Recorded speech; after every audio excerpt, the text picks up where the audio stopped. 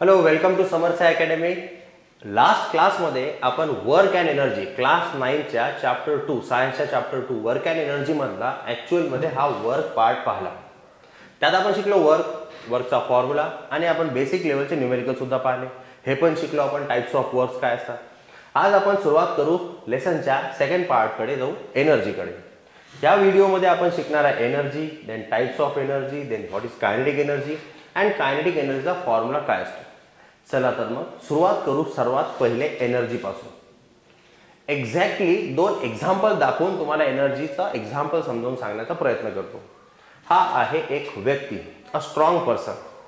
Strong पर्सनकडे capacity जी आहे वर्क करण्याची ती जास्त आहे. पहिली गोष्ट त्याच्याकडे एनर्जी जास्त आहे. A strong person has more energy, hence the capacity to do work is more in a strong person. पहा, हा आहे strong person. A strong person has more energy, hence capacity to do work is more. आता exactly याच्या opposite situation तो इथं आहे एक weak person. Weak person मध्ये एनर्जी कमी आहे. A weak person has less energy, so hence the capacity to do work in this case is also less. So capacity to do work is less, and this capacity of doing work is nothing but energy. एवढं easy आहे. The capacity to do work is energy. मग याला define कसं करता येईल scientific language मध्ये? The capacity of a body to do work is called as its energy. Definition वर लक्ष द्या. The capacity of a body to perform work or the capacity of a body to do work is called its energy. आता आपण आपल्या day to day life मध्ये भरपूर प्रकारच्या एनर्जीचा वापर करतो. चला तर मग डे टू डे कॉन्टॅक्ट मध्ये आपल्या कोणत्या कोणत्या एनर्जीज आपण यूज करतो एकदा समजून घेऊ. काही एनर्जीज दाखवण्याचा प्रयत्न करतो आणि काही एनर्जीचे फॉर्म मी ओरली सांगण्याचा प्रयत्न करतो. एक नजर फिरवूया types of energy. Heat energy, गॅसचा बर्नर तुम्हाला पेटत असताना एक सिच्युएशन दिसत आहे की इथं हीट एनर्जी इन्व्हॉल्व आहे, ज्याच्या मदतीने आपण आपले अन्नपदार्थ शिजवतो. नेक्स्ट एक्झाम्पल देता येईल विंड एनर्जी. विंड एनर्जीच्या मदतीने आपण इलेक्ट्रिसिटी जनरेट करू शकतो. नेक्स्ट एक्झाम्पल आपण यूज करतो साऊंड एनर्जी. म्युझिक ऐकणे, बोलणे, ऐकणे, या सगळ्या गोष्टी साऊंड एनर्जीशी रिलेटेड आहेत एक सर्टन फ्रिक्वेन्सीवर. Next electrical energy, lightning in the sky किंवा घरामध्ये वापरल्या जाणारी electricity is a form of electrical energy. Light energy, sun पासून आपल्याला ॲक्च्युअली दोन्ही एनर्जी मिळतात, light energy as well as heat energy. Next एनर्जीचा फॉर्म आहे न्यूक्लिअर एनर्जी. न्यूक्लिअर एनर्जीच्या मदतीनं आपण इलेक्ट्रिसिटी तर बनवू शकतो, सोबत सोबत आपण न्यूक्लिअर वेपन्स पण बनवू शकतो, ज्यात बॉम्ब्स किंवा रॉकेट अशा काही गोष्टी येऊ शकतात. सोबत सोबत न्यूक्लिअर एनर्जीच्या मदतीने बरेचसे डिसीजेस सुद्धा क्युअर केल्या जाऊ शकतात. त्याचं एक उदाहरण देता येईल x-ray machine. It's working is totally dependent on the nuclear radiation, x-ray system. अशा काही एनर्जीजचे आपण फॉर्म डे टू डे लाईफमध्ये यूज करतो. अदर दॅन दिस भरपूर प्रकार आहेत. अर्थ मधून मिळणारी एनर्जी जर पाहिली तर जिओथर्मल एनर्जी म्हणता येईल. बॅटरी मधून निघणारी एनर्जी मी केमिकल एनर्जी म्हणू शकतो. इथं दिलेलं नाही आहे, पण सर्वात जास्त आपला लेसन त्याच्यावरच डिपेंड करतो, ती मेकॅनिकल एनर्जी. मग मेकॅनिकल एनर्जी मध्ये 2 प्रकार पडतात, कायनेटिक अँड पोटेन्शियल, जो खास आपला टॉपिक आहे. तर these are the various forms of energy. एक अजून प्रकार असतो मेकॅनिकल एनर्जी, तो खूप जास्त महत्वाचा आहे इथे. So now let's discuss about the mechanical energy. Mechanical एनर्जीचे 2 प्रकार, एक आहे पोटेन्शियल, नेक्स्ट व्हिडिओमध्ये त्याला पाहणार आहे. एक आहे कायनेटिक एनर्जी, जो की आपण आज शिकणार आहे. सो मेकॅनिकल एनर्जीचे 2 प्रकार, पोटेन्शियल अँड कायनेटिक एनर्जी. आता पाहू कायनेटिक एनर्जी. कायनेटिक एनर्जीचा सर्वात महत्वाचा पार्ट आहे मोशन. एखाद्या वस्तूमध्ये मोशनमुळे एनर्जी येत असेल तर तीच एनर्जी कायनेटिक एनर्जी आहे. चला आता याला एक्झाम्पलच्या मदतीने समजण्याचा प्रयत्न करू.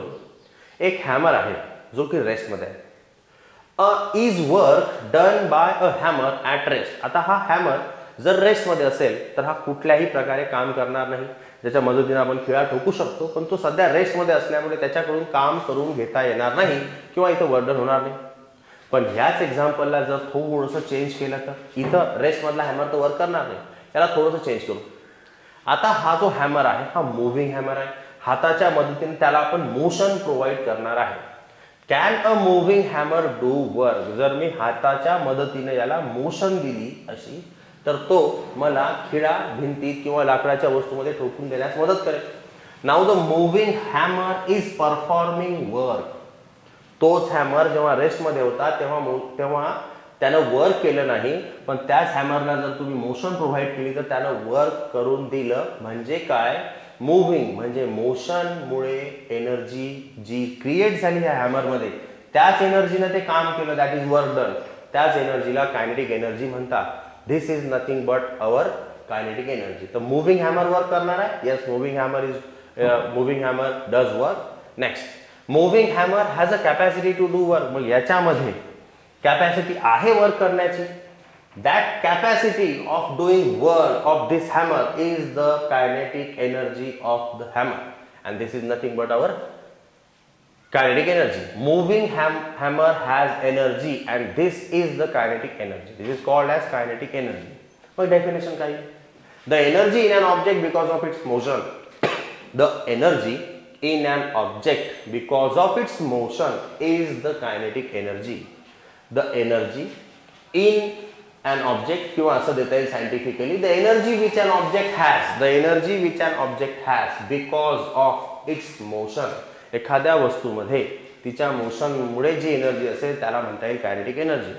सिम्पली आपण असं म्हणू शकतो, the energy in an object or the energy in an body because of its motion is called as kinetic energy. Easy topic होता.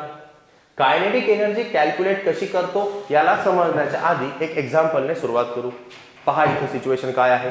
एक कार, एकदा परत पाहून घेऊ. एक कार जी इथं होती मोशन मध्ये आली. So now car is moving car possesses kinetic energy. जर कार रेस्ट मध्ये असती तर कायनेटिक एनर्जी नसती. बट अ मुव्हिंग कार मध्ये कायनेटिक एनर्जी असते. हॉर्स एक्झाम्पल घेऊ. हा हॉर्स मुव्हिंग कंडिशनला आहे. Running horse possesses kinetic energy.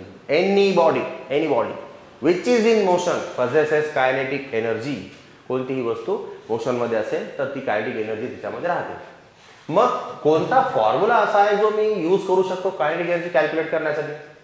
त्याला समजण्यासाठी एक एक्झाम्पलने सुरुवात करत आहे. फॉर्म्युला काय आहे तर ½ mv². बनला कसा असेल तर याच्यासाठी लॉज ऑफ मोशन मधले कन्सेप्ट काही यूज करावे लागतात, ज्याच्यात फर्स्ट इक्वेशन, सेकंड इक्वेशनचा वापर आपण करतो. त्याच्यानंतर Newton second law of motion सुद्धा आपल्याला इथं वापरावा लागेल. जर ह्या गोष्टी क्लिअर असतील तर हा कन्सेप्ट इझिली लक्षात येईल. चला तर मग टॉपिकला सुरुवात करू. We are discussing the expression for kinetic energy. Kinetic energy equals to ½ mv². याला समजण्यासाठी एक वस्तू आपण अज्युम करू. Consider an object of mass m. ह्या वस्तूचं मास आहे m. ही डायग्राम थोड्या वेळाने इथून हटणार आहे. तर ह्या गोष्टी व्यवस्थित लक्षात घ्या. ह्याच आपण यूज करणार आहे आपल्या एक्सप्रेशन मध्ये. So the mass of this object is m. जर मला ह्या ऑब्जेक्टला मूव्ह करायचं असेल इथून इथे, पहिले हे पाहून घ्या. हा इनिशियली रेस्ट मध्ये आहे. Initial velocity laws of motion मध्ये आपल्याला दिलेली आहे. इनिशियल व्हेलॉसिटी u ने लिहितात, फायनल व्हेलॉसिटी v ने लिहितात. हा ब्लॉक इनिशियली रेस्ट मध्ये आहे म्हणून याची इनिशियल व्हेलॉसिटी आहे 0. आपण पाहता एक्सप्रेशन, आपण घेतला एक ब्लॉक ज्याचं मास मानलं m, इनिशियली आहे तो रेस्ट मध्ये, हेन्स इनिशियल व्हेलॉसिटी इज 0. आता मला वर्क डन करणं आहे म्हणजे याच्यावर फोर्स लावावा लागेल, याची डिस्प्लेसमेंट घडवून आणावी लागेल. The capacity of doing work is the energy. मला वर्क डन करणं आहे ह्या वस्तूवर. When force F is applied it is set into motion and reaches point B. जर मी ह्या वस्तूवर एक फोर्स लावला तर तो फोर्स या वस्तूला अशा प्रकारे मोशन मध्ये घेऊन येईल आणि पॉइंट बी वर पोहोचवून देईल.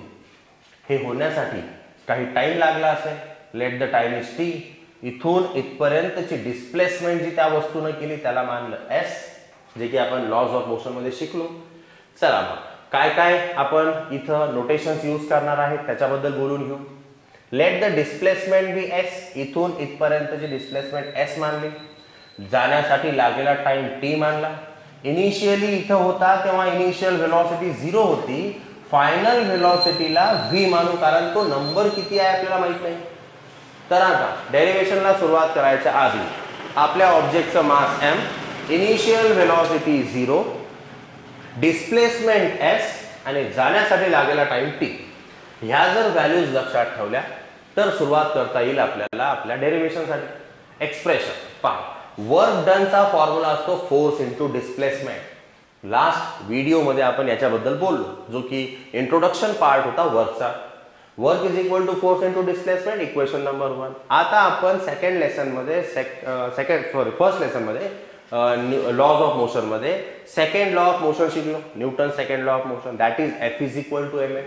According to Newton second law of motion F is equal to ma. आपल्याला माहिती आहे की हा एक फॉर्म्युला आपला झाला आहे. इक्वेशन नंबर 2 याला देत आहे. थोड्या वेळानंतर ही किंमत इथून उचलायची आणि F च्या जागेवर मला लिहायची. त्याच्या आधी W is equal to Fs मधला मी F तयार केला, आता मी तयार करणार आहे S. तर त्याच फर्स्ट लेसन मध्ये S साठी सुद्धा आपल्याकडे इक्वेशन होतं. लॉज ऑफ मोशन मध्ये आपण कायनेमॅटिकल इक्वेशन ऑफ मोशन शिकतो. V is equal to u plus at, then S is equal to ut plus half at square, and last one is v square equals to u square plus 2as. त्यातला second equation मी use करत आहे, S is equal to ut plus half at square. Just back साइडला जर आपण पाहिलं थोड्या वेळापूर्वी आपण काय शिकलो, इथं जी सिच्युएशन होती, मास m होतं, इनिशियली रेस्ट मध्ये होता, म्हणजे u होता 0. बस तो u 0 जर मी इथं ठेवला तर काय होईल पहा. S is equal to u च्या जागेवर 0, 0 इंटू टी झाला 0, मग राहिली फक्त ही टर्म हाफ at स्क्वेअर. 0 कशामध्येही ऍड केल्यानं काही फरक पडणार नाही. हे राहील S is equal to half at square. S is equal to half at square. u च्या जागेवर 0, जो इथं आपण सिच्युएशन मग इमॅजिन केली ती इथं आपण सबस्टिट्यूट केली. u च्या जागेवर 0, हा झाला पूर्ण 0. 0 प्लस 1/2 at स्क्वेअर काय बनेल, तर S equal to half at square बनेल. आता पहा याला इक्वेशन 3 देऊ. W इज इक्वल टू होतं F into S. F equal to तयार केला ma, S इक्वल टू तयार केलं हाफ at स्क्वेअर. आता ह्या किमती जसं की F ची किंमत इथे, S ची ही किंमत इथे ठेवायची आहे.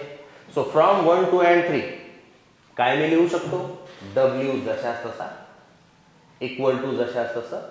F च्या जागेवर F इक्वल टू ma पहा, F च्या जागेवर मी हाच ma लिहिला इथं. मग आहे S च्या जागेवर लिहिता येईल मला हा हाफ at स्क्वेअर. आता काय होईल पहा, हा नंबर कॉन्स्टंट असल्यामुळे याला सर्वात आधी लिहिलं 1/2, मग हा m लिहिला तर झालं 1/2 m. हा a आणि हा a झाला a स्क्वेअर आणि सोबत आहे t स्क्वेअर. मग a स्क्वेअर t स्क्वेअर न लिहिता मी एका ब्रॅकेट मध्ये at करून होल स्क्वेअर करू शकतो.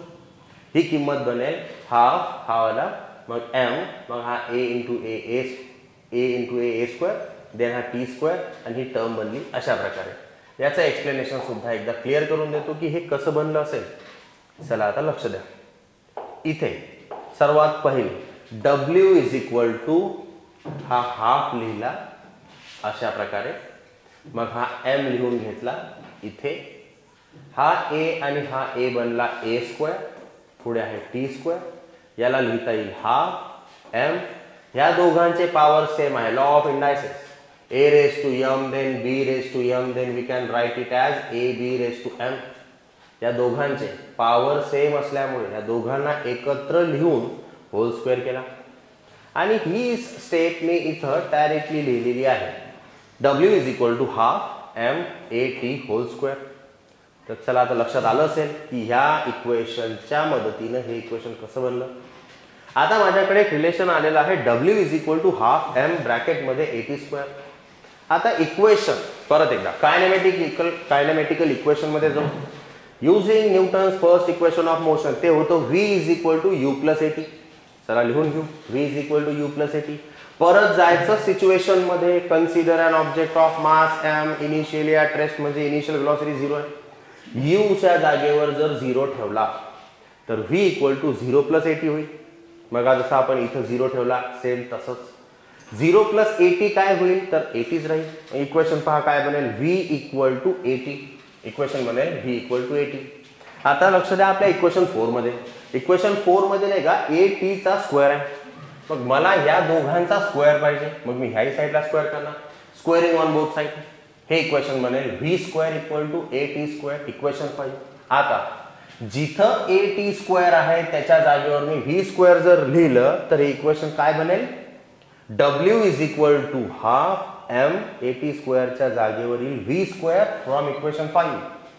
आपण लिहू शकतो युजिंग इक्वेशन 5 याची किंमत फोर्थ मध्ये जर वापरली तर डब्ल्यू इक्वेशन बनेल W is equal to half, then हा एम, मग ए टी स्क्वेअरच्या जागेवर लिहिलं व्ही स्क्वेअर. हा झाला माझा वर्क डनचा फॉर्म्युला. आता पहा, the kinetic energy gain by an object, जी एनर्जी तो गेन करेल ऑब्जेक्ट तेच आहे amount of work done on the object. म्हणजे simply work done and kinetic energies are same. The kinetic energy gain by an object, जेव्हा एखादी वस्तू motion मध्ये आली तिच्यात कायनेटिक एनर्जी आली, ती कायनेटिक एनर्जी काय आहे, तिनं केलेलं वर्क, त्या ऑब्जेक्टनं केलेलं वर्क किंवा त्या वस्तूने केलेलं work. The kinetic energy gain by any body is the amount of work done by that body. याचा अर्थ डब्ल्यू आणि K E kinetic energy same असते. So kinetic energy is equal to W, आणि W आपण already काढला half M V square. अशा प्रकारे आपण काढू शकतो kinetic energy. So the equation of kinetic energy is half M V square, where half is the constant, m is the mass of that body and v is its final velocity.